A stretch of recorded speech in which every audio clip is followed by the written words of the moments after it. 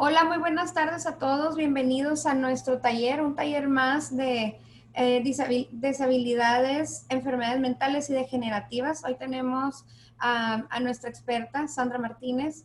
Ah, También tenemos a la directora y cofundadora ejecutiva de Arizona Community Health Workers Association, y su servidora, coordinadora de entrenamientos, Kenia Zúñiga, también de la misma organización. Y ya saben, como cada martes es un placer traer nueva información que siempre nos trae tan importante, tan interesante y sobre todo tan necesaria que Sandra nos trae. Siempre nosotras tratando aquí en el trabajo, en la organización, tratando de ver cuál es la necesidad de nuestras promotoras, cuál es la necesidad de nuestra comunidad y traerles pues para tratar de ayudar o aminorar un poquito esa necesidad. Sandra, muchísimas gracias por acompañarnos una vez más. Pues aquí tenemos tu biografía tan extensa y ahora le tenemos que agregar este nuevo proyecto, ¿no? En el que has estado, en estos proyectos has estado trabajando con nosotros. Muchísimas gracias y te doy la palabra para aprovecharte. Ya saben, al final pues tenemos el área de respuestas, así que ahí tenemos el área de chat y tenemos el área de preguntas y respuestas. Ahí se las quieren ir mandando durante toda la presentación. Muchas gracias. Te doy la palabra, Sandra. Gracias, pues nuevamente un placer estar aquí con ustedes pues les mando un abrazo muy cálido a cada uno de ustedes y sobre todo les agradezco el tiempo que se permiten compartir y ojalá que este tiempo que vamos a compartir nuevamente deje una semillita más de curiosidad, de ganas de hacer cambios y sobre todo de tratar de ser mejores personas. A veces sé que no es fácil, nos ganan muchas cosas, los miedos, la impotencia, muchas veces también la ignorancia, educación quizás que no es muy asertiva, sin embargo, cada que nosotros nos permitimos detenernos, pensar y analizar y sobre todo decidir desde el corazón, pues va a ir haciendo cambios. Entonces el día de hoy vamos a hablar de pues temas muy interesantes porque vamos a tratar acerca de las discapacidades sensoriales y adicciones por opioides en tiempos de COVID. Eh, Quizás cuando hablamos de discapacidad lo hemos venido haciendo durante las semanas anteriores y eso se refiere a una limitante por alguna situación en específica.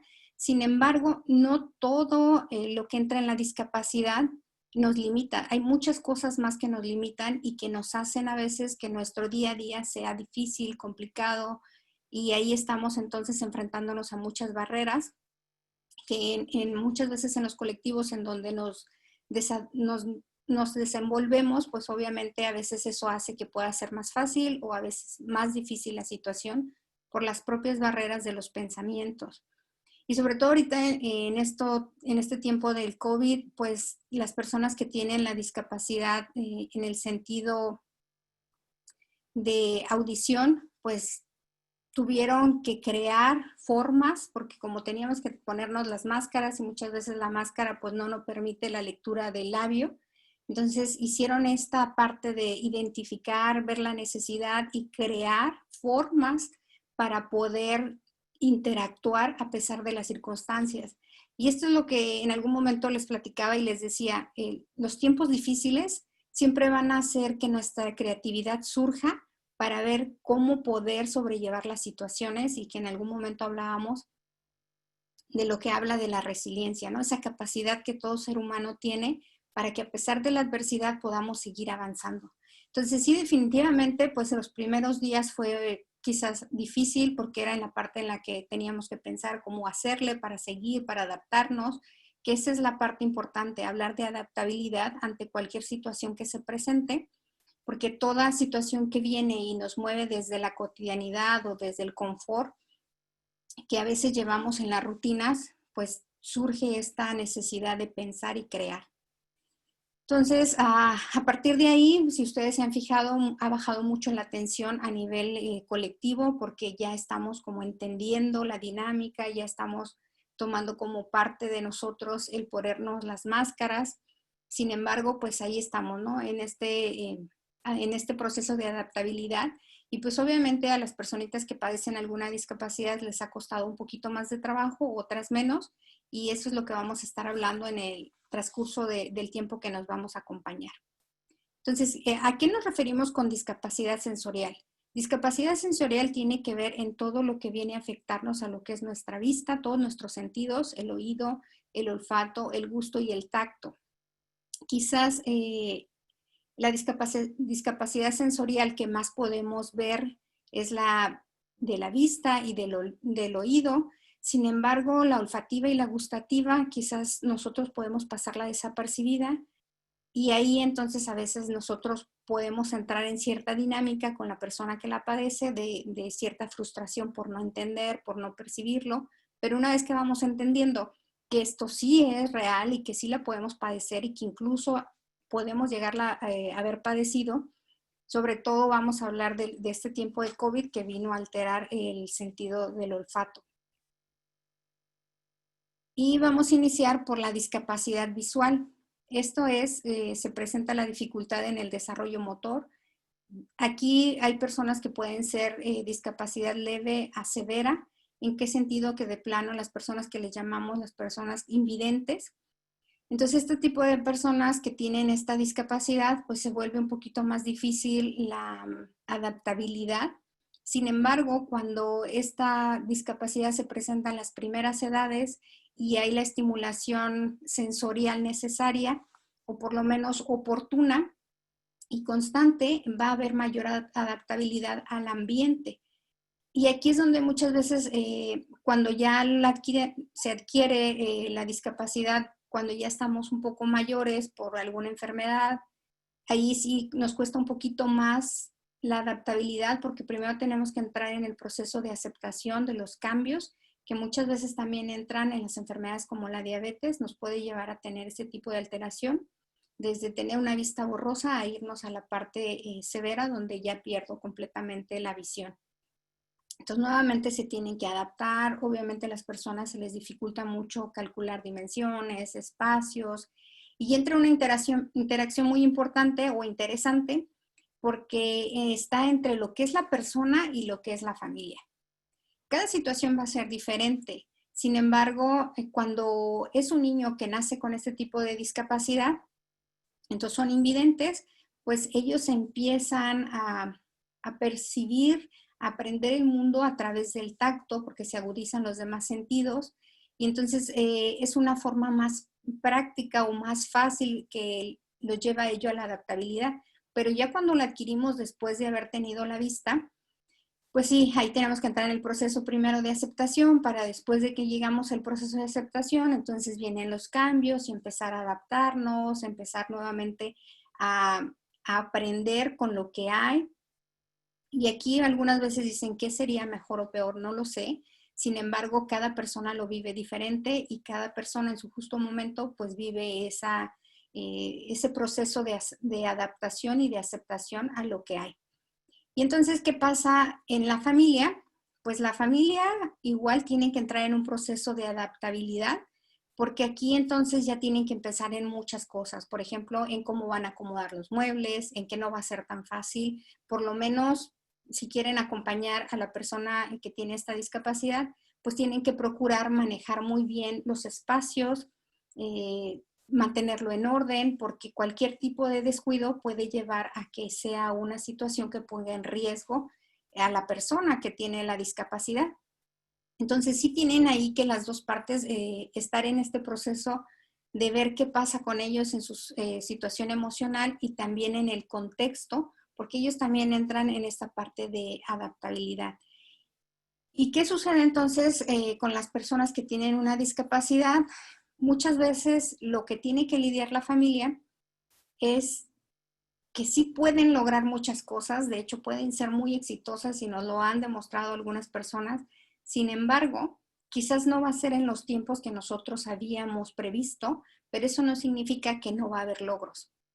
Pero cuando en la familia hay un contexto en donde decimos, híjole, las cosas no van a ser igual, ¿no? De plano, y empezamos a ver como todas las barreras, más que las oportunidades, más que a ver qué cambios tenemos que hacer, pues obviamente eso hace que la energía de la familia y las acciones que están emitiendo la familia, pues no sean del todo productivas, porque se genera mayor tensión. Entonces, ¿ahí qué pasa? Pues muchas veces la autoestima, que de por sí se tienen que enfrentar a muchas cosas, la autoestima constantemente se ve afectada, porque lo primero que tenemos que hacer es empezar en la aceptación desde la casa, desde la familia, de las personas que están más allegadas, para que la persona tenga todos esos recursos internos y pueda salir al entorno o estar en los contextos sociales, pero desde su seguridad.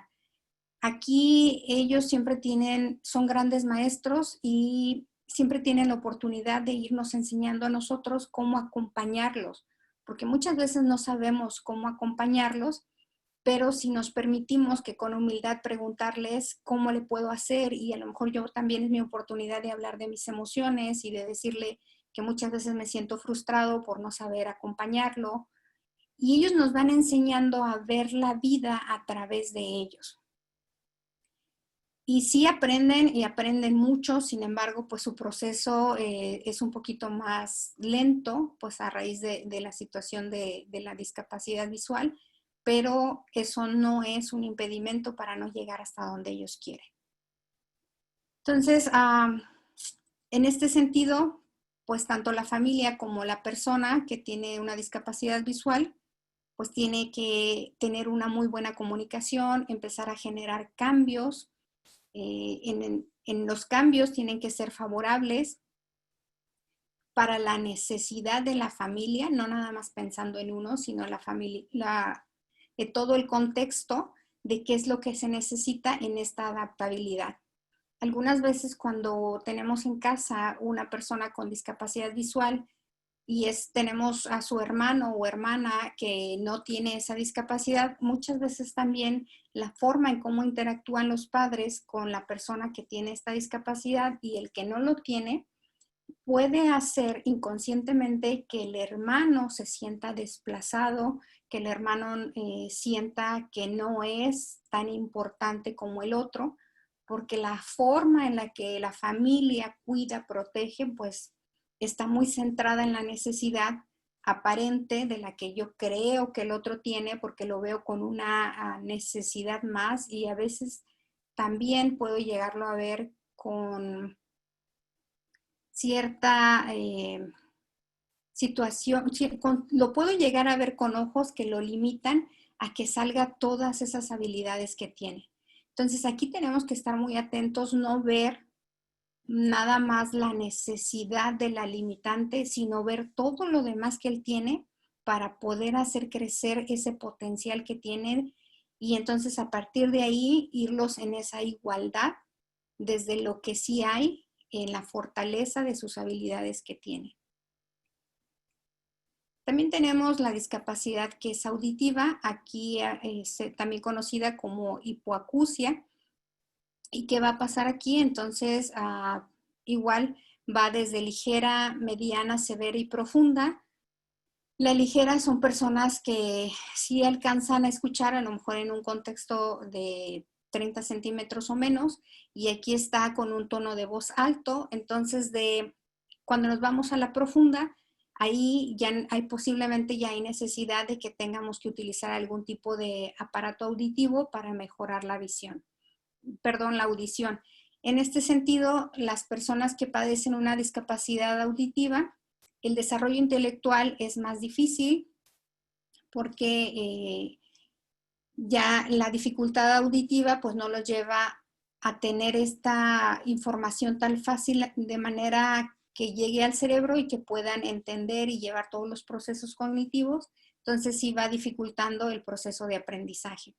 Sobre todo que los va a llevar a las personas a que se muestren con predisposición de timidez, a veces también son muy retraídos, son nerviosos.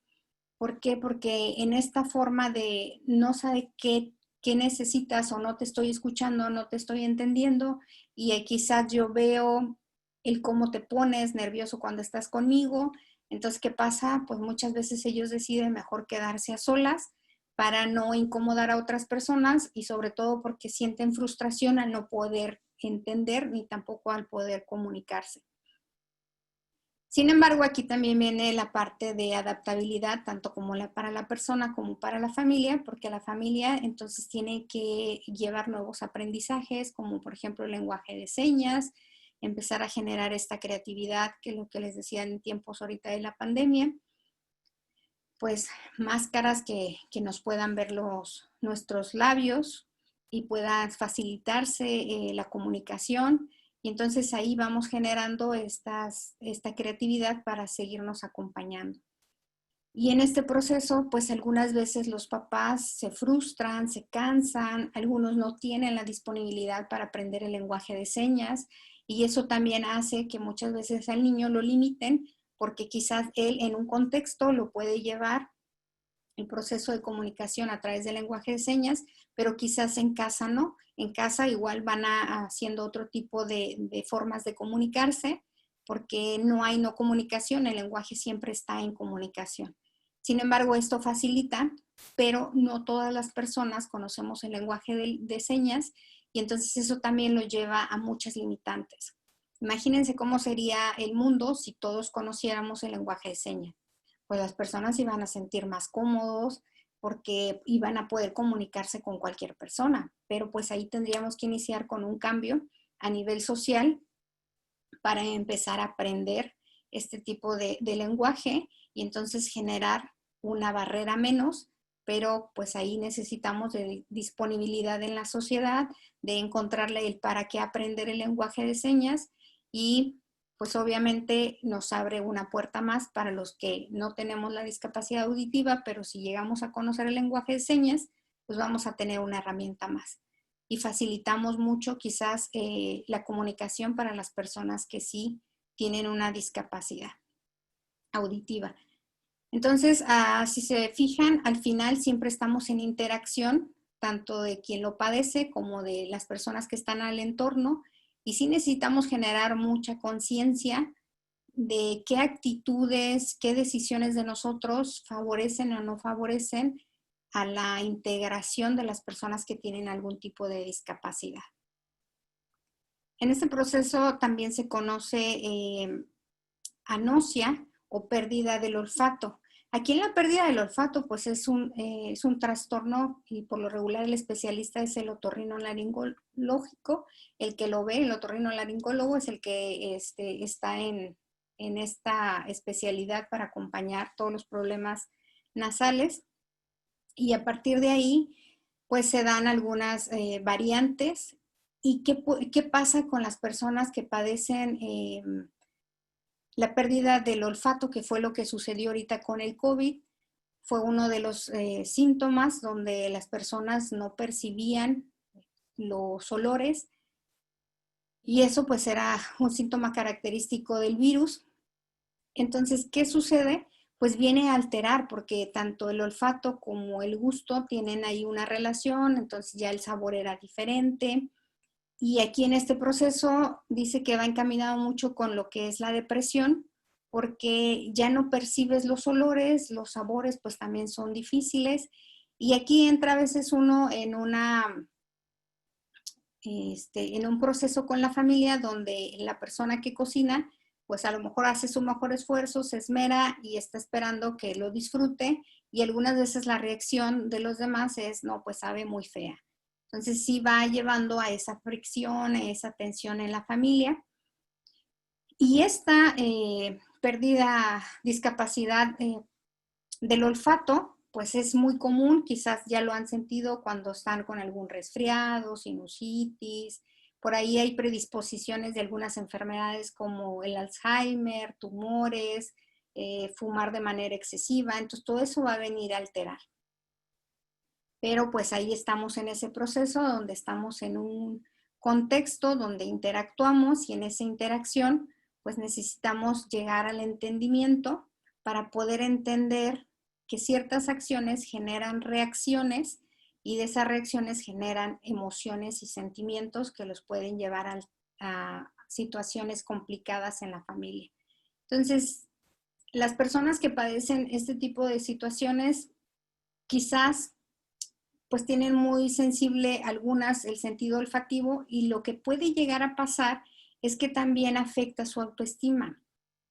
En el sentido de, pensando en una persona que tiene esta situación de que su olfato es muy sensible a todos los olores, ella puede percibir su propio olor y en este percibir su propio olor, pues puede llegar a ser desagradable y entonces la lleva a sentir que todos están percibiendo el olor y en ese sentir del olor, si es desagradable, pues se va a sentir incómoda, va a empezar a dudar de quién es, entonces la autoestima pues se puede afectar en este sentido porque lo pueden ver como algo que altera y que no los lleva necesariamente a disfrutar lo que hay, porque están tan sensibles a los olores que, por ejemplo, ya pueden causar dolor de cabeza, y en este dolor de cabeza pues ya te limita a estar al 100 en donde vas a estar, quizás ya no puedes concentrarte tan fácilmente en las actividades que tenías y pues viene a alterar muchos otros contextos donde te vas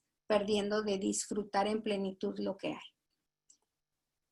Y en este sentido entonces es importante reestructurar porque las personas que tienen muy sensible su olfato son personas que pueden trabajar, por ejemplo, en haciendo elaboración de mezclas para perfumes y son personas que son bien pagadas.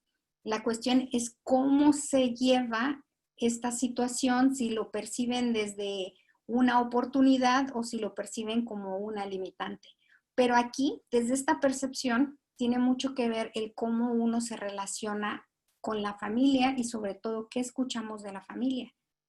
Todas las frases que puedan llegar a salir desde las personas que nos rodean, si lleva una connotación negativa, pues nos va a venir a afectar nuestra autoestima.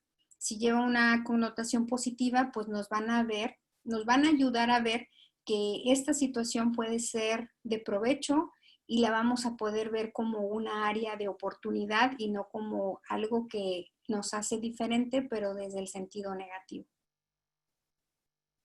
En el sentido del gusto. El sentido del gusto, pues obviamente la lengua va a detectar sabores como dulce, salado, agrio y amargo. Y aquí pues es donde le encontramos todas las maravillas a lo que ingerimos porque podemos disfrutar de los sabores que la vida nos da. Y en este sentido, entonces cuando se altera, y como les decía, casi siempre va de la mano con el sentido olfativo, pues puede llegar a venirnos a alterar porque ya no podemos degustar, ya no disfrutamos lo que comemos, ya empezamos a preferir a lo mejor no ingerir los alimentos, entonces eso hace que nos enfermemos de otras situaciones. Y aquí por lo regular las causas puede ser una infección en las glándulas salivales, también golpes en la cabeza, cirugías, lesiones en el oído, consumo excesivo de cigarro nuevamente, nos viene a alterar el gusto, lesiones en la boca, inflamación en las encías y aquí sí hay que cuidar mucho eso porque muchas veces descuidamos la parte de la salud bucal y aquí en la salud bucal también tenemos ciertas situaciones que pueden venir a alterar nuestra cotidianidad y nos pueden limitar. Una persona que no tiene una salud bucal posiblemente va a tener un mal aliento y a la hora de tener un mal aliento, pues obviamente también se ve afectada su autoestima porque quizás las personas ya no se sienten tan cómodas al estar tan cercas. También puede afectar cuando estás con tu pareja y que quieres que te dé un beso, pero se acerca y le llega el mal olor, entonces pues a lo mejor te lo dice, a lo mejor no te lo dice, pero también va haciendo que las relaciones de pareja se vayan distanciando por un hecho tan sencillo como es el aliento. Entonces aquí sí tenemos nosotros que ir viendo qué hay entre nuestra salud bucal y en ese sentido también identificar pues que sí existe, que existe una limitante en el sentido del gusto y una vez que entendemos eso, pues vamos a poder primero, si yo tengo esta limitante en el sentido del gusto, pues voy a poder entender que la gente hace su mejor esfuerzo y que no necesariamente lo que yo percibo es lo que es, sino desde mi condición sí lo puedo percibir diferente, pero eso me puede llevar a mí a entender para no reaccionar de manera negativa con los demás, porque al final están haciendo su mejor esfuerzo para proveer de alimentos. Y la familia, lo que una vez que identifica esto, entonces sí, va a seguir haciendo su mejor esfuerzo, quizás no lo dudo, pero también van a poder entender que quizás la persona necesita atención en otro tipo de sentidos más que en el sentido del gusto. Entonces, aquí tenemos que acompañarnos mucho en lo que sentimos, el cómo lo vamos viviendo en el día a día para llegar a entendimientos, acuerdos, adaptabilidad y podamos que estas situaciones no nos limiten tanto y por lo menos nos lleven dentro de lo que podemos a una mejor calidad de vida. Y también vamos a hablar de qué son los opioides y en este sentido, pues ahorita es una de las situaciones que se está trabajando mucho porque esta situación, a pesar de que no está dentro de las enfermedades tipificadas como discapacidades o no está ahí entre las discapacidades, sin embargo, también nos discapacitan, nos limitan, entramos en interacciones difíciles, quien la padece, quienes nos acompañan en este proceso. Y sobre todo una de las situaciones que están muy presentes es que los narcóticos están muy fácil de acceso y eso pues también hace que se pierda un poco el control porque lo puede uno adquirir fácilmente y sobre todo el proceso que nos están prescribiendo los opioides tiene que ver con dolores que hay a nivel corporal y entonces son analgésicos que nos van ayudando para mitigar el dolor. Y el dolor crónico, eso lo va a llevar a nosotros a tener cierta adicción a nivel del cerebro. Entonces, aunque yo ya no quiera, la forma en la que reacciona el analgésico en mi cuerpo lo va a llevar a generar un tipo de adicción. Y en esa adicción, pues obviamente, yo ya voy perdiendo el control porque ya mi cuerpo lo necesita y entonces, ¿qué hace? Pues va a ir generando que yo de manera compulsiva lo busque y va a ser la prioridad en mi vida el tener el analgésico, porque ya entonces me vuelvo dependiente por los dolores que yo puedo llegar a tener.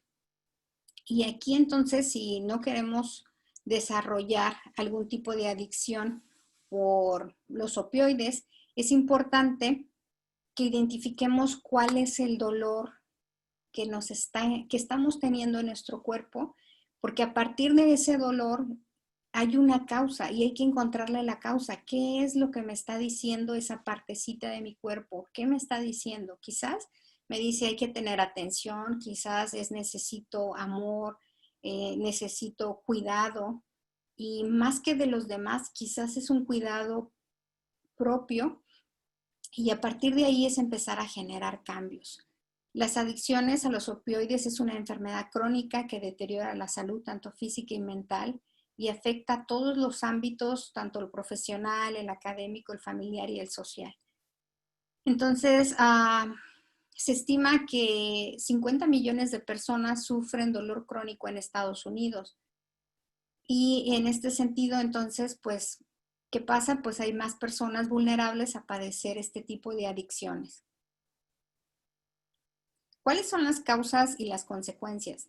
La causa por la que las personas se vuelven adictas a los opioides, pues se deben tanto a la susceptibilidad individual como también a veces a los trastornos psiquiátricos. En este sentido de los trastornos psiquiátricos, muchas veces sí necesitan de algún tipo de fármaco para ir entendiendo qué pasa en el cuerpo, ir estabilizando.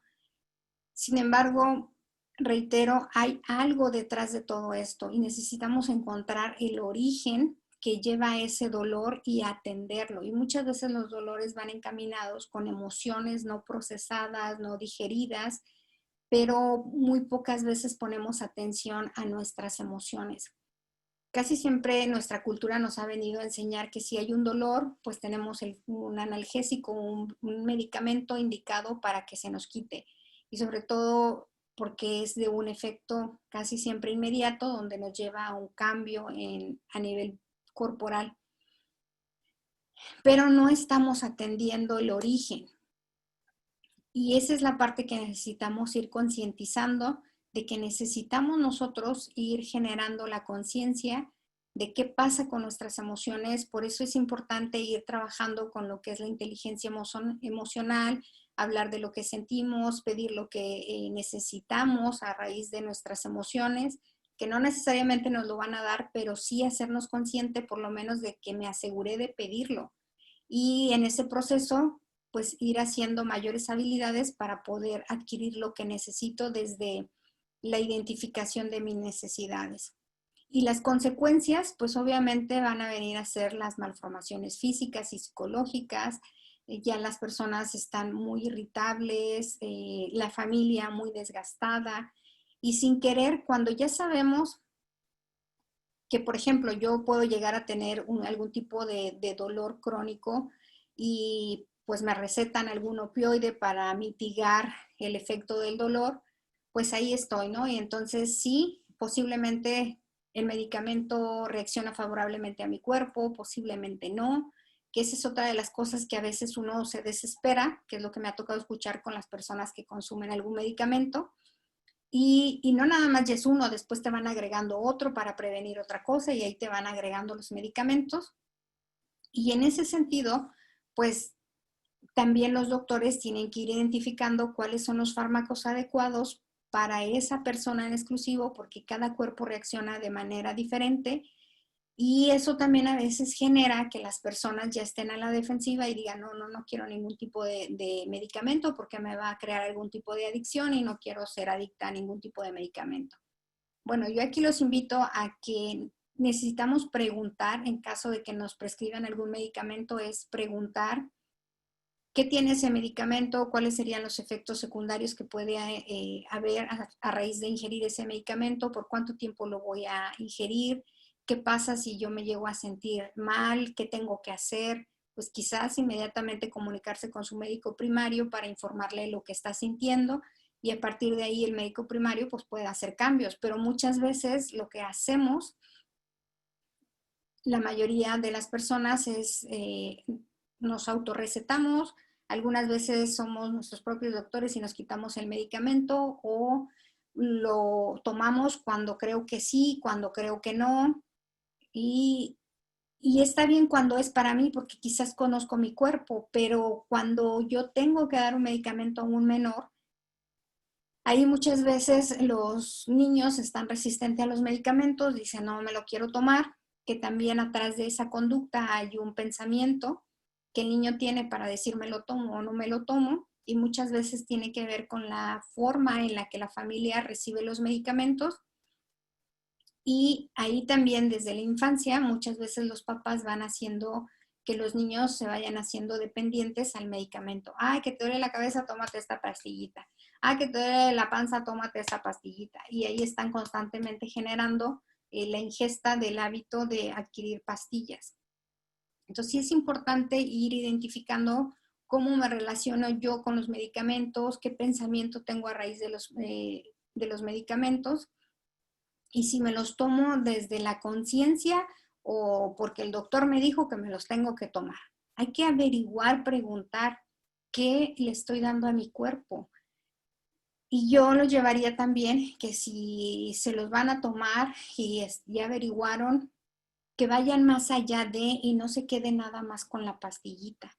Necesitamos ir más allá de, ahorita con la situación del COVID, los doctores, yo creo que es cuando más han tenido que prescribir ansiolíticos, antidepresivos. ¿Por qué? Porque la situación llegó a un nivel alto de estrés, que la gente llegó a entrar en ataques de pánico. Algunos todavía están en este proceso de ir tratando de asimilar que ya tienen que incorporarse a sus trabajos, a algunos pues se les facilitó más que a otros, y entonces ese es vivir en un constante estrés porque ya sales y ves como el mundo amenazante, y entonces eso ha venido a hacer que pues ahorita se haya tenido que hacer mayor prescripción en cuanto a los ansiolíticos, los antidepresivos, y ahí pues algunas veces las personas también se vuelven dependientes de ese medicamento, pero hay que atender la necesidad, hay que ir más allá de para evitar este tipo de situaciones. Y yo sé que es un proceso que no es fácil porque muchas veces la cultura nos ha venido llevando a este tipo de situación de adquirir, comprar algo tomárselo y salir. Cuando ya la persona entra en un proceso de psicoterapia, tomando atención a su necesidad de sus emociones, también a veces hay cierta situación de desánimo porque quisieran que se les diera un medicamento, quisiera que se les diera la varita mágica donde si ya se te quitó todo.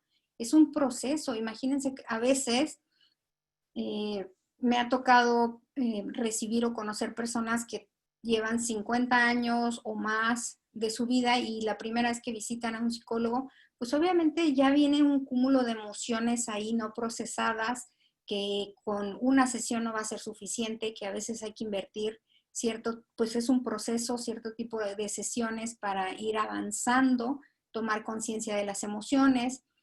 Y si nosotros vamos ayudando a que los niños se vayan haciendo más conscientes de la importancia de ir trabajando con sus emociones, de expresarlas, de llevarlos a que desarrollen la inteligencia más que mental, la inteligencia emocional, y que no es otra cosa más que el niño lo lleve desde el cómo se siente, qué necesita.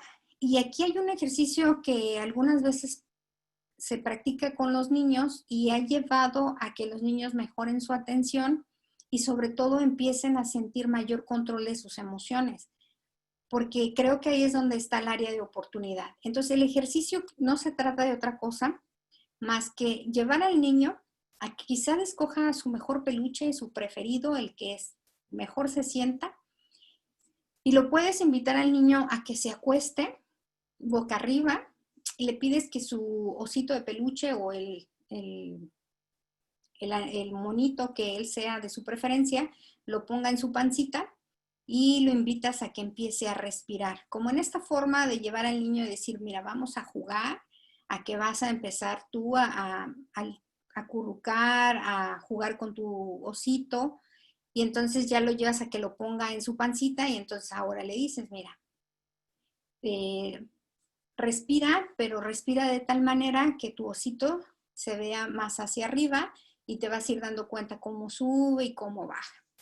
A la hora que estás haciendo estos tipo de ejercicios con los niños, los vas a llevar al niño a tener mayor tranquilidad, mayor concentración, a escuchar su cuerpo. Y si lo vamos llevando en la cotidianidad a que practique este tipo de situaciones, pues obviamente el niño va a tener mayor tolerancia a la frustración, va a ser menos propenso a caer en algún tipo de adicción, porque va a ir desde su esencia y no desde afuera. El cuerpo es tan maravilloso que dentro de nosotros tenemos toda una farmacéutica, la mejor y sobre todo la que va a producir realmente el analgésico que se necesita o la sustancia que se necesita para tratar de armonizar o de poder acompañar al cuerpo.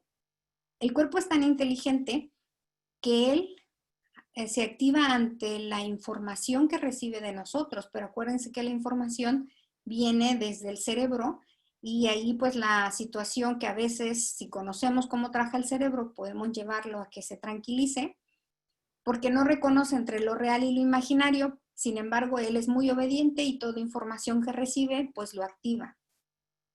Y ahí ese es el área de oportunidad, ir llevando a los niños a este proceso. Y bueno, a lo mejor ya no soy tan niña, ya soy más adulta, sobre todo ahorita ya estoy en esta edad y a veces también siento que no tengo mucho control en mis emociones, que se me dificulta hablar de ellas. Y entonces quizás yo también puedo poner en práctica esto. A lo mejor no agarro mi osito de peluche, pero quizás puedo, para empezar, agarrar un libro, un cuaderno y empiezo a hacer lo mismo, acostada, empiezo a respirar y veo cómo sube y cómo baja, ya sea el cuaderno o el libro, y me doy permiso de 3, 5 minutitos, lo que ustedes se den permiso, porque va a ser para escuchar, entender y sobre todo identificar cómo se están entregando al mundo y qué tanto permiten que el mundo les dé, porque estamos en esa interacción de recibir y de dar, que eso es lo que hacemos cuando respiramos. Uno respira, inhala, exhala. Entonces recibo y también doy. Y en este proceso es lo que tenemos que aprender. Hacer un equilibrio entre lo que recibo, pero también entre lo que doy. Y ahí sí lo vemos en la práctica de nuestras conductas. Muchas veces pueden identificar a personitas que están como en el dame, dame, dame y no dan mucho, y otras personas dan mucho y quizás les cuesta recibir. Entonces hay que buscar ese equilibrio para ir llevando a que cada vez estemos en mayor armonía.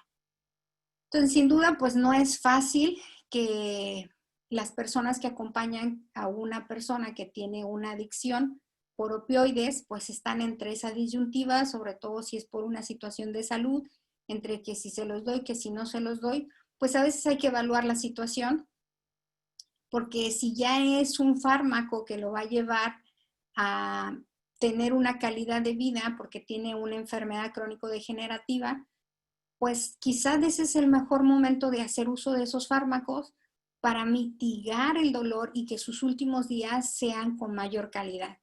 Pero cuando todavía no llegamos a esa situación, quizás todavía estamos en la posibilidad de vamos a trabajar con otras circunstancias en el sentido emocional para ver qué hay detrás de ese dolor crónico que se está presentando, que quizás lo único que te está diciendo es ya no puedo con esto. Ese es el grito que da el cuerpo a través del dolor crónico, ya no puedo con esto, pero esta frase de ya no puedo con esto, hay algo que es esto, y eso es lo que tiene que identificar la persona. ¿Qué será esto que ya no lo puedo sobrellevar o que me ha sobrepasado? Y en ese contexto, pues es el área de oportunidad para trabajar. Bueno, desde el proceso de biodescodificación que hemos estado hablando, hacen la propuesta que las personas que tienen algún tipo de adicción también viene, y esto lo hablamos cuando tratábamos los estilos de crianza o los estilos de educación de los padres que a veces tienen, y retomábamos en aquel entonces, y hoy lo recordamos, que cuando un papá o una mamá se vuelve muy sobreprotectora o a veces muy autoritaria, castrante, y que sobre todo en la familia hay antecedentes genéticos, pues esto puede llevar a cierta predisposición a que el joven o la persona que esté en este ambiente, pues se vaya más por las adicciones. Y ahí entonces es nuestra área de oportunidad de ver cómo es el contexto, qué es lo que le estamos dando y sobre todo irnos hacia un estilo de crianza más asertivo. Y también otro de los factores donde dice que pueden estar con cierta predisposición para que se dé una adicción es porque durante la concepción hubo miedo de la mamá. Y ahí entonces la mamá tiene que tratar de estar en las mejores condiciones, sobre todo en una estabilidad emocional, de tranquilidad, de alegría, para que ese bebé pueda formarse desde lo positivo y no se activen todos los genes que vienen con cierta predisposición hacia las adicciones. Y por ahí de los 0 a los 3 años es bien importante cómo los adultos van interactuando con los niños, porque ahí es donde los niños van a aprender ese programa a través de lo que hacen los papás. Y sobre todo es cuando los papás empiezan a sembrar la semillita de las expectativas que tienen de ese niño o de esa niña. ¿Y qué sucede entonces con este tipo de niños que tienen alguna discapacidad? Pues cuando ya tienen algún tipo de discapacidad, pues los papás muchas veces todavía, puede que en esa edad quizás todavía no aceptan la situación y entonces todavía están en un proceso de negación, que eso hace pues que todas las ayudas que puedan llegar a tener de manera temprana pues sean tardías y entonces no están del todo aprovechando esa posibilidad por la negación que hay de la situación que se presenta. Quizás muchas veces los papás pueden tener un diagnóstico que los niños aparentemente vienen bien, vienen sanos, no hay ningún tipo de diagnóstico de enfermedad ni de discapacidad. Sin embargo, también en casa puede haber no necesariamente buena relación entre los padres y entonces ahí tenemos a padres con estilos desiguales, donde ya los papás pues no necesariamente tenían un hijo planeado muchas veces y más que planeado, muchas veces es deseado en ese contexto. porque viene a alterar pues todas las expectativas que tenían de su vida, el plan de vida, quizás no era en el justo momento que ellos lo esperaban, ni siquiera lo tenían pensado, ahora quizás tuvieron que cambiar muchos hábitos, adquirir mayores responsabilidades y eso hace que los papás entren en mucha tensión y obviamente el contexto que les estarían dando a los niños pues no sería tan amigable, tan amoroso y en ese justo momento entonces el niño va a empezar a dudar de quién es, porque toda su energía va a tener que llevarla hacia la autoprotección, hacia la supervivencia, porque están recibiendo un ambiente hostil. Entonces el niño dice, pues creo que aquí no puedo desenvolverme muy bien, entonces tiene que protegerse con toda su energía, constantemente viven en un estrés y entonces cuando ya llegan de los 3 a los 7 años, pues la base de su personalidad, pues obviamente no va a ser muy favorable porque van a dudar de quiénes son y eso obviamente los va a llevar a mayor predisposición a las adicciones. Todo ambiente negativo en donde hay demasiado autoritarismo, demasiada sobreprotección, donde hay ambientes desiguales, hay maltrato, que es lo que ya hemos estado trabajando en algunos momentos, no es un ambiente sobre todo favorable para que las personas que están en esa casa o en ese contexto pues saquen su potencial. Al contrario, lo que hacen es toda esa energía que tienen la llevan a protegerse en el sentido del sentido de supervivencia. Entonces, pues obviamente el cerebro está tan preocupado por la supervivencia que no puede destensionarse para que salga la creatividad, sino ya está en este proceso de sentirse con dolor, de no ver posibilidades, de ver todo lo negro, y entonces ahí estamos otra vez en este contexto, que nos lleva a tener un dolor emocional.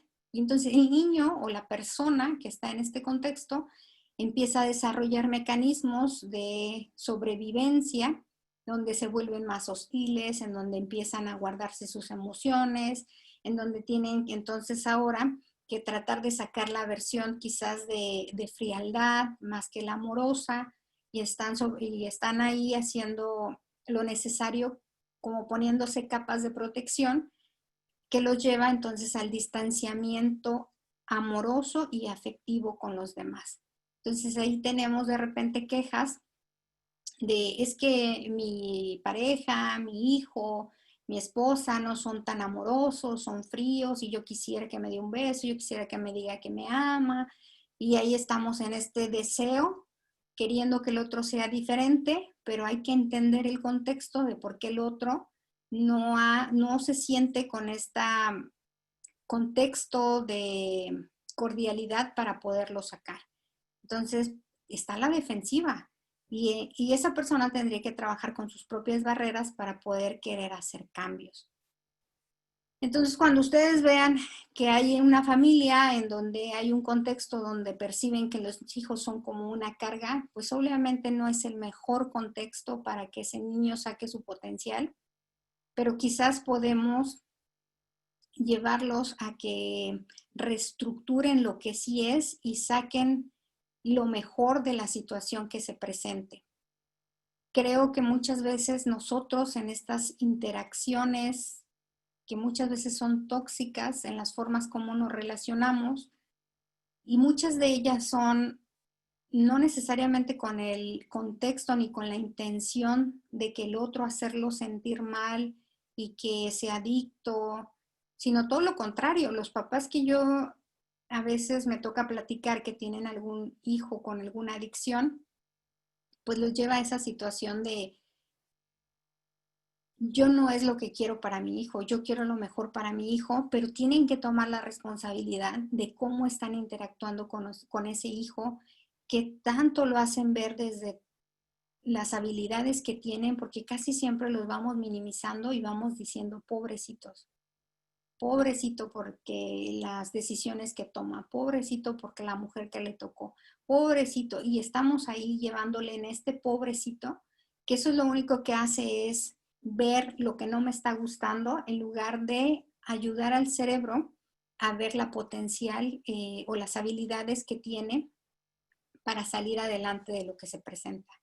Entonces, acuérdense que es importante ver con qué ojos lo veo, cuál es mi pensamiento cuando veo cierta situación, porque mi pensamiento es el que lo va a llevar a limitarlo o a darle la oportunidad a que haga un cambio. Eso es lo importante, el cómo yo veo al otro, porque eso va a hacer que yo genere una barrera o quite una barrera para que la persona pueda llegar a donde quiera llegar. Y pensando entonces en el éxito de la vida, necesitamos concientizarnos que es importante reconocer los estados emocionales que tenemos y cómo nos modifican, pero también esto es como ese engranaje que es entender qué pasa con los demás. Entonces muchas veces tenemos esta situación donde si yo se me dificulta entender qué estoy sintiendo y sobre todo, a lo mejor ya estoy en ese proceso trabajando y ya identifico que estoy enojada, que estoy triste, que estoy desmotivada y ya voy identificando mis emociones, pero se me dificulta cambiarlas y entonces las llevo a un estado permanente de semanas, de días, donde estoy enojada y estoy enojada con la vida. Ya no nada más es con esta situación, sino es con todo. Y entonces de un pedacito lo llevamos a todo un contexto, lo magnificamos y entonces estoy enojada con la vida. Cuando nosotros todavía no hacemos o no hemos desarrollado esta habilidad de hacer el cambio, desde ya lo identifiqué, pero ahora decido si sigo así o lo cambio y tomo consideración de que si quiero o no quiero estar así y voy haciendo lo propio para hacer cambios, pues ahora viene la otra parte que tengo que trabajar, es entender qué pasa con los demás. Porque quizás en este proceso, si yo todavía se me dificulta entenderlo, hacer el cambio, después también me puedo poner un poco castrante, muy autoritaria, entonces digo, pues que los demás se aguanten porque pues así soy yo y pues que si quieren estar conmigo, que aprendan. Pues no se trata de eso, se trata de tomar conciencia que toda acción genera un efecto en alguien más. Y entonces, en este sentido, si queremos llegar a un éxito en la vida, pues tengo que tratar de trabajar en este proceso. ¿Qué siento? Cambiarlo hacia lo que sí realmente quiero sentir, a lo que creo que le suma a mi vida y no a lo que me enferma a mi vida. Y de ahí entonces voy entendiendo qué pasa con los demás. Que este es el área de oportunidad y qué es lo que pasa en el cerebrito donde están esas células, neuronas, mandándose información, pero que hay un mínimo espacio que es donde se da la comunicación y justo ahí es donde aquí también estamos en ese proceso. ¿Dónde se está dando la comunicación? Esto que hacemos juntos para a partir de aquí llegar a ese éxito y llegar a lo que somos. Y éxito entendiendo desde ser seres en plenitud, desde lo que queramos hacer. No desde lo que el otro quiere que yo haga, sino desde lo que cada quien decide qué hacer, encontrando su pasión a eso que quieren hacer y disfrutando de lo que hay. Porque si no, entonces aquí es donde volvemos a ese engranaje, pero de parte negativa. Yo no reconozco mi estado emocional, entonces digo, bueno, pues sí, no me gustó y tú me hiciste enojar y entonces estoy llevándote a que tú eres el responsable de lo que estoy sintiendo y a partir de ahí entonces te responsabilizo, te culpo, no tomo consideración, me vuelvo en un ambiente negativo, mis pensamientos son negativos, mis acciones son negativas, pueden ir incluso con intención de violencia y entonces eso hace que tampoco yo entienda al otro porque pues como si él es el responsable, entonces fijan cómo cambia completamente el contexto de estar aquí y de ir avanzando. Acá en este otro engranaje lo que vamos a ir haciendo es atorándonos, ¿no? Quedándonos ahí, desgastándonos sin avanzar porque solo estamos atorándonos ahí. Y ese siempre va a ser el área de oportunidad. Si yo hago esto, el resultado quizás puede ser más positivo que si hago esto otro. Entonces hay que ir identificando qué estoy haciendo yo y a partir de ahí vamos a ir entonces generando pues ejemplos de vida y sobre todo si tú que eres promotora de salud, pues esta es tu área de oportunidad. ¿Cómo quiero yo enseñar a los demás? Pues tengo que ver cómo lo estoy manejando yo. Para yo poder enseñar, tengo que saberlo. Si yo no lo sé, no lo puedo enseñar. Entonces, quizás esa es mi oportunidad. A ver, quiero ser mejor en el trabajo, porque a veces podemos tener varios cursos, varias información, sobre todo ahorita con el internet, está ahí al alcance, ya no es una limitante, sino ahora es qué hago con todo esto y es ir generando esos cambios internos para poder ir experimentando qué se siente, cómo se va sintiendo este proceso de cambio, qué tan fácil es. Y entonces voy a ir acompañando desde mi ejemplo para que los demás puedan ver que sí se puede y sobre todo vamos a ir viendo lo bueno más que lo malo. Y en este contexto entonces vamos a ir generando la motivación, porque la motivación es todo aquello que nos mueve a la acción y desde ahí es importante verlo como estas situaciones que tenemos que considerar para la motivación y que son cosas que nos mueven, yo de repente lo visualizo como una pirámide. Si una persona no se siente en un entorno seguro, va a ser difícil entonces que pase a lo que es un reconocimiento o valoración. Entonces, imagínense este contexto. En la casa, papá y mamá no se llevan bien, si es que están juntos, o igual y a lo mejor nada más es madre o padre soltero, ¿no? Y ahí está. Pero cada que llegamos a la casa, quien esté en casa está enojado, está renegando, no me escucha, simplemente se queja, a veces ni me voltea a ver. Entonces, ¿es un entorno seguro? Pues no, yo no me voy a sentir segura para llegar a ese lugar en donde yo voy a cargar mi energía, donde me voy a sentir protegida, segura, no. Pues me estoy sintiendo reconocida, valorada, no, pues mucho menos, ¿no? Al contrario, se va a ir todo lo opuesto, en mi mente va a empezar a generar, no les importo, estoy sola, no vale la pena vivir, y entonces ahí voy generando sentimientos, pues obviamente no positivos, pertenencia al grupo menos, ¿no? Se va a dar todo lo contrario, va a decir, no, pareciera que no pertenezco a la familia, y entonces yo voy ahí desmotivándome cada vez más, pues qué desafíos y retos voy a querer tener, no, pues ninguno, porque ya no le encontré el sentido a la vida, ¿para qué hacer cambios? Entonces ya uno se vuelve en esa monotonía, en que pues pasa el día y nomás lo pasaste, pero no lo viviste, sino que ya pasó. Casi, casi como ya lo libré, a ver mañana cómo sale, pero no lo estás viviendo, nada más lo estás pasando. Y eso, pues, ¿qué va a hacer? Pues no, obviamente no te va a llevar a contribuir al bienestar de otros. ¿Por qué? Porque no tienes un propósito de vida. Sin embargo, en este proceso también se puede llegar a interferir y decir, espérate, ok, sí, quizás ahorita no es un entorno seguro, pero ¿qué tengo que hacer para que sea un entorno seguro? Pues es que yo cada que llego estoy identificando que mis papás están tensos, pero si yo platico con ellos y entonces ya me hablan de sus emociones, bueno, entonces ya voy ayudándoles a que mitiguen el estrés. Y los papás se van a sentir reconocidos porque van a decir, mira, si me escucha, mi hijo me quiere que hagamos cambios y entonces pues quizás vamos a empezar a generar retos de qué hacer y en este sentido pues vamos a mejorar, vamos a tener un mejor propósito de vida.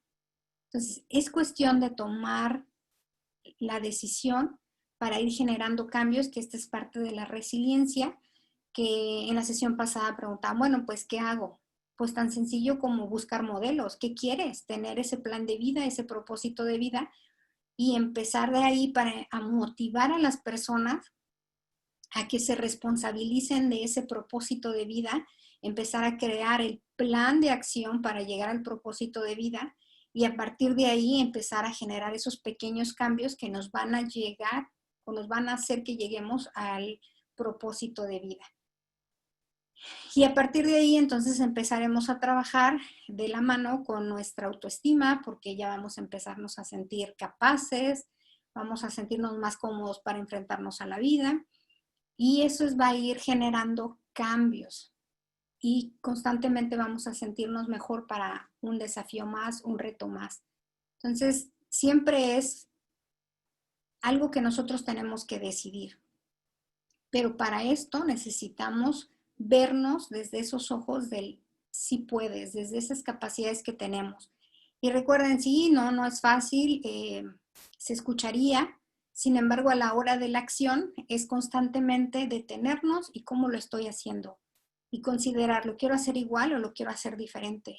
Y en este proceso, pequeños cambios, día a día, en el compromiso de ver que sí podemos generar cambios desde la conciencia. Y más que centrarnos en que los demás cambien, es empezar por centrarnos en los pequeños cambios personales. Y entonces, la vacuna contra las adicciones, esta sería mi propuesta. Y la vacuna, y no nada más de las adicciones, de la discriminación en todos los tiempos, de pandemia o de no pandemia o de desastres natural, mi propuesta es el amor desde dar amor sin límites y límites con amor. El favorecer, el creer en los demás, en que quizás no es como yo quiero, pero no por eso no va a ser. Ser amables con todas las personas y sobre todo con nosotros mismos, porque algo en lo que yo me enfrento mucho en la psicoterapia es que la gente se castiga, se juzga duramente por no hacer o por no poder, cuando en realidad pues hay que volver a enseñarnos, a reeducarnos, a adquirir nuevos hábitos, pero es desde eso, desde tomar conciencia, no de estarnos culpándonos, sino es tomar la responsabilidad, que ese es el antídoto de la culpa, buscar cuál sí es mi responsabilidad para hacer cambios.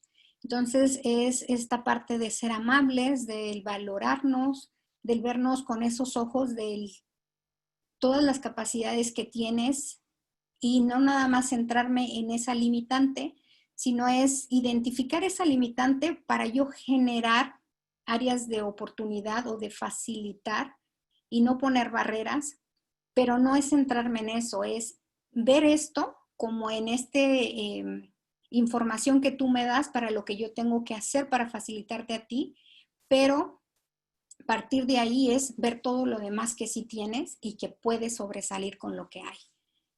Y en ese sentido, entonces, también estamos generando respeto para potencializar al otro ser y potencializarnos a nosotros, porque el respeto es importante que esté presente y en ese sentido tenemos que interactuar, que hay una barrera donde se termina mi interacción con el otro y a partir de ahí el otro tiene que tomar responsabilidad de cómo lo va a recibir lo que hay en el contexto. Entonces sí es importante respetarnos y en este respeto es aceptar la diversidad, que eso es lo que nos hace ricos en esta diversidad. Nadie es mejor ni peor, simplemente somos como somos y en ese contexto pues podemos en nuestras interacciones sumar desde esa diversidad o bien restar desde esa negligencia de no aprovechar la diversidad. Y eso me lleva entonces a la pauta de generar la conciencia de qué estoy haciendo yo, cómo lo estoy haciendo. Y a partir de ahí es tomar la decisión de elegir cómo quiero hacerlo. Cómo quiero hacerlo, pero desde detenerme, pensar cuál sería la consecuencia si yo decido hacer esto, cuál sería la consecuencia si yo decido hacer lo opuesto, cuál es la que mejor me ayuda para tener un sentimiento positivo o quedarme con calma o tranquilidad. Y eso también entonces me lleva a lo que es al cuidado, es cuidarme desde lo emocional, mental y también desde lo físico. La nutrición balanceada, el ejercicio, el tomar conciencia de mis pensamientos, cómo me nutro. Yo no sé si ustedes alguna vez han hecho el ejercicio de sentarse en la mesa y ver qué es lo que hay en el plato Y a partir de ahí preguntarse, ¿esto realmente le suma a la salud de mi vida o no le suma? Y después de ahí hacer otro ejercicio que te va a llevar a todos los pensamientos que generé hoy, ¿le sumaron a mi autoestima o la puse en duda? ¿Qué pasa? ¿Con qué estoy nutriendo? ¿Cuál es ese alimento que le doy a mi mente? Y esta es la idea, generar este autocuidado de cómo lo estoy haciendo. Y sobre todo, la otra parte importante es la presencia, ¿no? Desde el sentirse, el verse, el aceptarse tal como somos, para poder estar en el otro. Y en ese otro es estar en esa presencia íntegra del verte, escucharte, sentirte, tratar de entenderte o por lo menos acompañarte sin juzgarte, sino tratando de ver cómo le podemos hacer para poder sobrellevar lo que hay.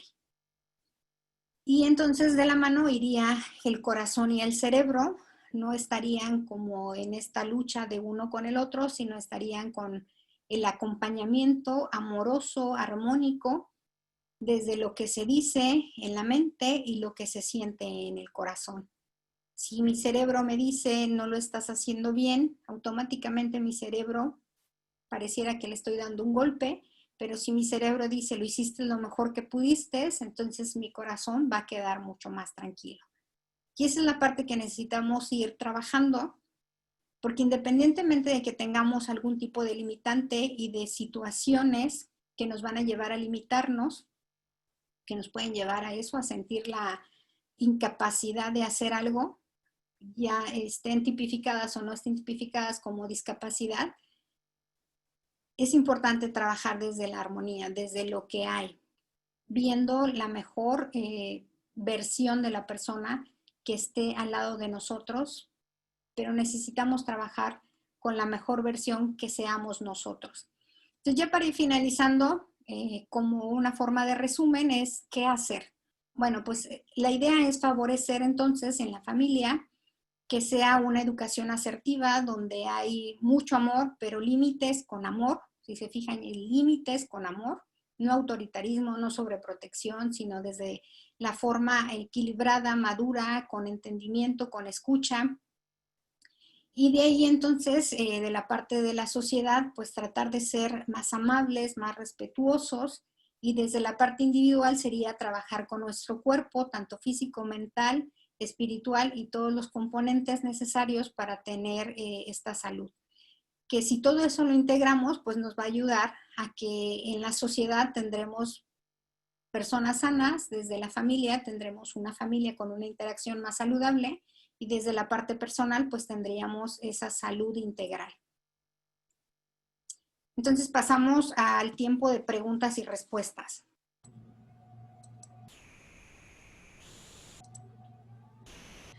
Hola Sandra, muchas gracias. Tenemos aquí tenemos una pregunta aquí que dice, ¿qué pasa si la persona ya es mayor de edad y cae de nuevo a la adicción y ya tiene familia y amor?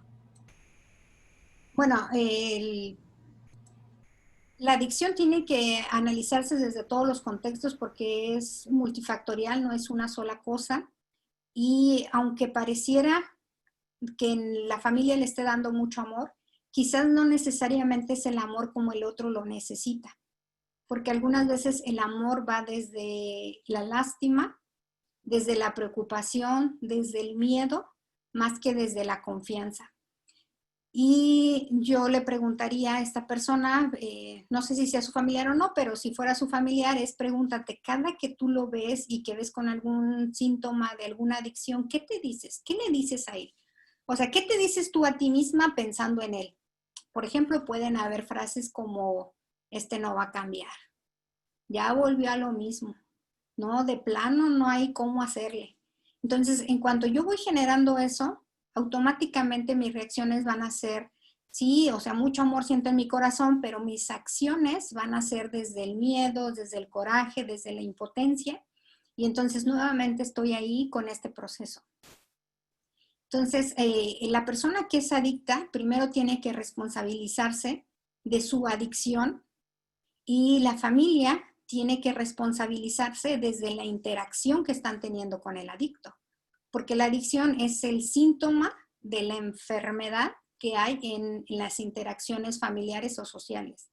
Entonces, si cambiamos ese contexto, que es lo que muchas veces pasa, algunas veces los llevan a los centros de adicciones, entonces ahí están por unos meses y los están atendiendo, pero salen, ¿y a dónde salen? Pues a la casa, encontrándose con las mismas formas de comunicarse de la familia, con los mismos pensamientos de la familia y con los mismos pensamientos de la familia. Y entonces, ¿qué pasa? Ah, no le sirvió de nada, ¿ves? Volvió a caer en lo mismo.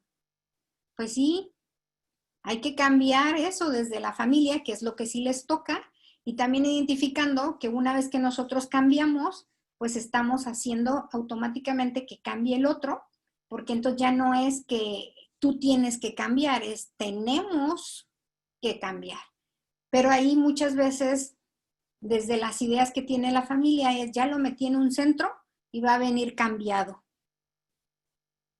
Pues quizás temporalmente, pero no se está trabajando desde el fondo, porque entonces ya el joven o la persona, y sobre todo si ya son adultos, entonces dicen, no, es lo mismo, o sea, no cambien, no me valoran, no confían en mí. Y por ahí hay un estudio importante que se hizo donde dice que la mayoría de las personas que llegan a tener algún tipo de adicción muchas veces sufrieron algún tipo de violencia en sus primeras edades, sobre todo de los 0 a los 7 años, que es donde se va creando la personalidad. Entonces ahí había que preguntar, ¿qué estilo de crianza tienen?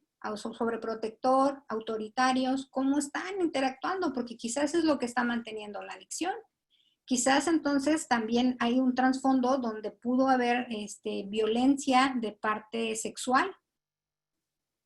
La mayoría de las personas de género masculino han tenido antecedentes de algún tipo de abuso sexual y que los lleva a eso. La mayoría de los hombres no hablan acerca de las violaciones, les cuesta mucho trabajo hablar de eso y entonces a la larga ahí vemos que tienen la adicción al alcohol, a la droga, al tabaco y están llevando a relaciones muy tensas en la familia por no invitarlos, por no trabajar en la parte emocional.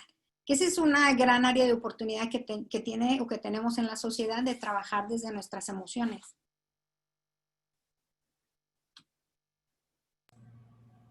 Muchas gracias. Fíjate, Sandra, que ahorita que escuchándote me recordó un caso que me tocó vivir de cerca de un muchachito en el que los papás estaban separados, estaban divorciados, o creo que nunca fueron una pareja, entonces nunca criaron al hijo juntos. Y este muchachito cae en adicciones, el papá lo mete en un centro y el muchachito viene muy bien y sale como que muy con las ganas y todo, comprometido a hacer todos los cambios que se le requerían al salir, porque era un menor de edad. El papá también muy comprometido en ayudar y en seguir de paso por paso y al pie de la letra lo que le estaba haciendo lo que le estaban haciendo la recomendación de al salir, ¿no? Entonces llega la mamá, que en el área del ambiente de la mamá es donde estaba el problema por la familia de las adicciones. Entonces la recomendación fue que no vuelva a ese ambiente, que no vuelva a ese núcleo. Llega la mamá y empieza a tener contacto, eso nunca se le negó, pero el hijo al empezar al principio el muchachito sí estaba muy dispuesto a hacer los cambios. Llega el punto en el que pues ya no quiso seguir y vio como que, ok, acá con mi mamá hay un poquito más de libertad, acá la miro yo que ahí ella sí va a ceder y se va. Y la mamá accede a que se vaya, aún sabiendo que era pues toda la recomendación contraria a lo que se estaba haciendo. Se va para allá y obviamente el muchachito vuelve a recaer. Ahí, cómo se pudiera manejar si la relación entre los papás está tan dañada que no hay forma aquí de en que ellos hablen, pues, o que si hablan, pues ella está totalmente siempre como que en contra de eso. ¿Qué se pudiera hacer ahí para ayudar a este jovencito? Porque te digo, otra vez volvió pues recayó. Sí, algunas veces los centros de adicción son muy buenos, algunos trabajan con un grupo integral, algunos no, algunos casi siempre están desde los mismos testimonios que de las personas que están ahí. Sin embargo, no necesariamente se atiende la necesidad. El cerebro, para que vaya llegando a alguna adicción, tiene que pasar por un proceso. Entonces, primero es un uso, después se va al consumo y después del consumo se va al abuso. En el abuso ya viene la enfermedad porque ya tu cuerpo lo necesita. Entonces ahí ya no es de que échale ganas, te quiero mucho, sino ahí ya tiene que haber todo un entendimiento de que el cuerpo lo está necesitando. ¿Qué hacen? Algunas veces los someten a la abstinencia y les da la mentada malilla, ¿no?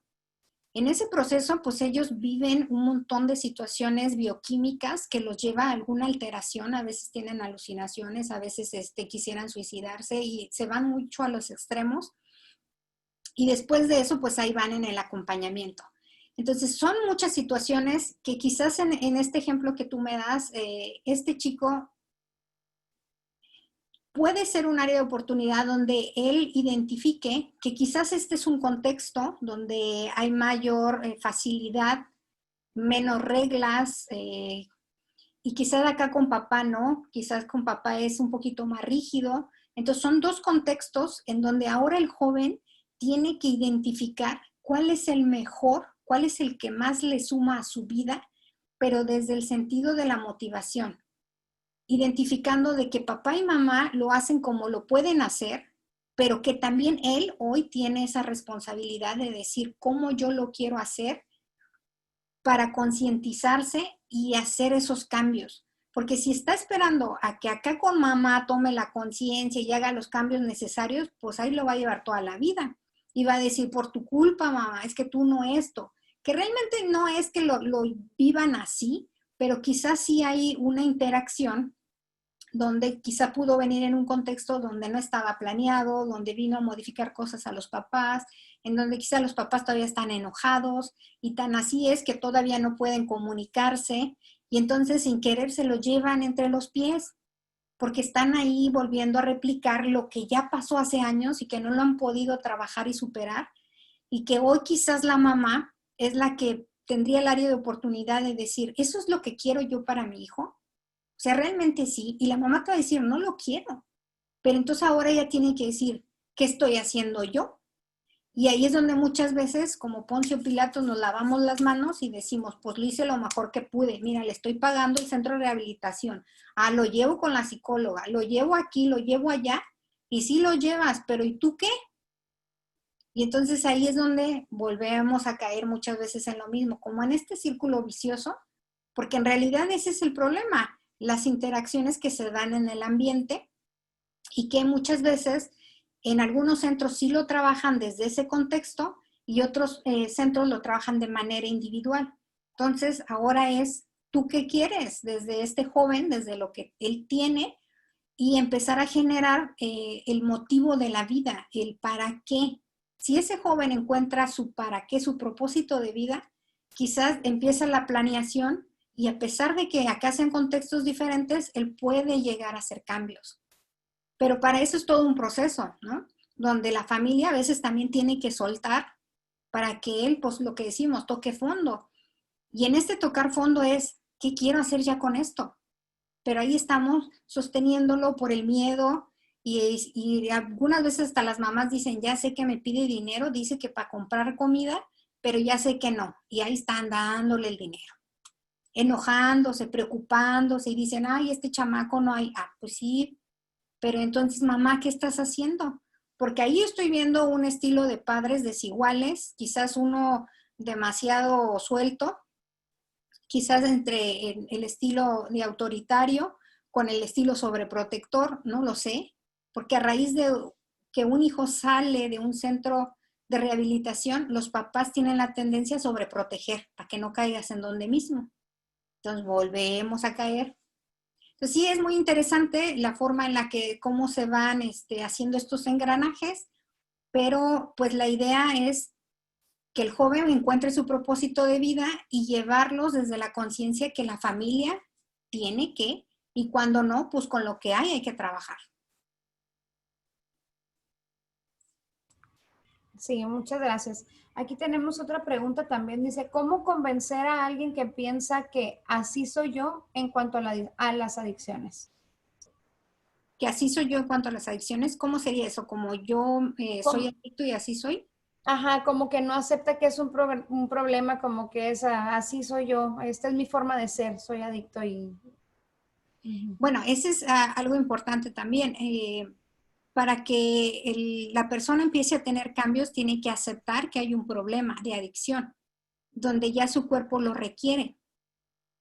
En este proceso del que te hablaba, te decía, primero va por el uso, el consumo, y cuando estamos en el consumo todavía podemos regresar, pero si seguimos avanzando, pues llegamos a la dependencia, ¿no? Al abuso. Entonces, en esta parte, el joven tiene que identificar, o la persona, en qué proceso se encuentra, porque muchas veces también desde los que los acompañamos ya decimos, ah, no, ya está en el consumo, ya es adicto, ¿no? Hay que diferenciar. Y a partir de ahí entonces es ver qué pasa conmigo cuando el otro hace esto, cuáles son mis miedos, y quizás ahí van a venir los miedos desde, y es que si se enferma yo voy a tener que cuidarlo, y es que si pierde el trabajo yo lo voy a tener que mantener. Y entonces ahí vienen las posibles causas donde yo ya entro en tensión, donde yo ya estoy a la defensiva y entonces ya no voy a poder ver que el otro quizás tiene área de oportunidad y puede salir. Entonces genero otra vez el contexto de tensión y ahí está la otra persona justificándose de que es que me drogo, me alcoholizo o hago conductas de riesgo porque es lo que me relaja, porque no, aquí me siento mal. Y entonces ahí estamos otra vez regresando a ese contexto. Hay que entender esa parte, que él tendría primero que identificar que sí hay un problema, pero para eso tiene que hacérselo saber la gente desde cómo se siente la familia, y de a partir de la familia empezar a darle responsabilidades de ahora qué quieres tú para tu vida. No es lo que yo quiera, ¿qué quieres tú? Es bien difícil. Imagina que uno de tus hijos te dijera, Kenia, ¿sabes qué, mamá? Pues quiero ser drogadicto. Pues como mamá vas a decir, hijo, ¿por qué decides eso, no? ¿Cómo quieres ser drogadicto? Pero la gente no lo hace con conciencia, porque si lo hiciera con conciencia ya estarían dispuestos, o por lo menos pues, desde la conciencia dirían, ya sé que puedo enflacar, que puedo perder el trabajo, que voy a tener malas relaciones, que voy a vivir mal. Ah, sí, sí quiero eso. Pues lo va a disfrutar, pero no creo que decidan quererlo. Entonces la mayoría toma decisiones desde la inconsciencia, desde el no tomar esa responsabilidad de que no quiero, pero ahí están luego los papás. No quiero que seas drogadicto, no quiero que seas como tu tío, no quiero verte en las calles. Y ahí estamos, duro y dale, no quiero, no quiero. Pues sí, pero ¿qué estás haciendo tú para que quiera lo otro? A veces los hijos son tan obedientes que dice, mi mamá quiere un drogadicto, porque el cerebro dice drogadicto, no dice no drogadicto. Entonces dice, ah, mira, esto es lo que quiere. Y entonces ahí van replicando lo que uno no quiere. Entonces, paradójicamente caemos en eso. Muchas gracias, Sandra.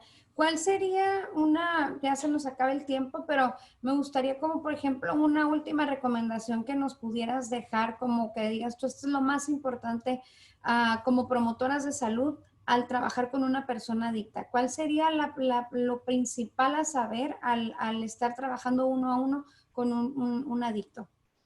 Primero es no perderse que es una persona. Después es ver sus áreas de oportunidad que él tiene, reconocer si realmente se identifica con un problema de adicción, y a partir de ahí es empezar a construir un lazo de confianza en donde yo te voy a ver a ti con tu potencial, no con tu deficiencia, y empezar a construir quizás un propósito de vida. ¿Cómo puede ser eso? Pues a lo mejor empiezo a indagar, ¿cómo te ves a futuro? ¿Qué te gustaría que pasara? Desde lo bueno, ¿no? Porque luego dicen, no, es que sí quisiera esto, pero es que mi familia dice que no, porque no llegué ni al high school y ahí estoy, ¿no? Ellos mismos poniéndose. Bueno, pero ¿qué sí quieres? Y entonces ya pueden empezar a organizar una planeación de cómo llegar a la meta desde pequeñas, porque si se van luego a grandes escalas, dice, ves, soy un fracasado, no puedo. Desde pequeñas metas, tan sencillo como comprometerse a que, mira, si quieres yo te puedo acompañar, entonces el primer compromiso que vamos a hacer es vas a venir a asistir a las clases con nosotros, comprométete con 2 clases. Entonces, voy por pequeñas metas. Ya llegamos a la meta, llegó a las 2, perfecto. Lo lograste. Ok, ¿con qué te quieres comprometer más? ¿Qué te parece si ahora nos vamos a 4 clases más? Y ahí vamos, de a poquito. Entonces, la persona va a empezar a decir, mira, si puedo.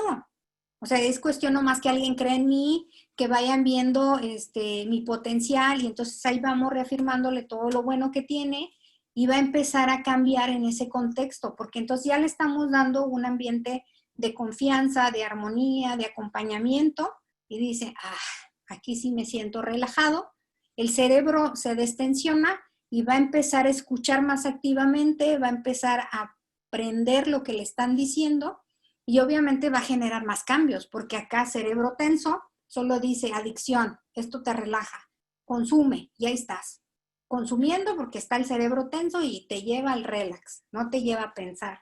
Entonces acá no, cerebro relajado dice, a ver, hay otras cosas y empiezan a aprender y generar cambios.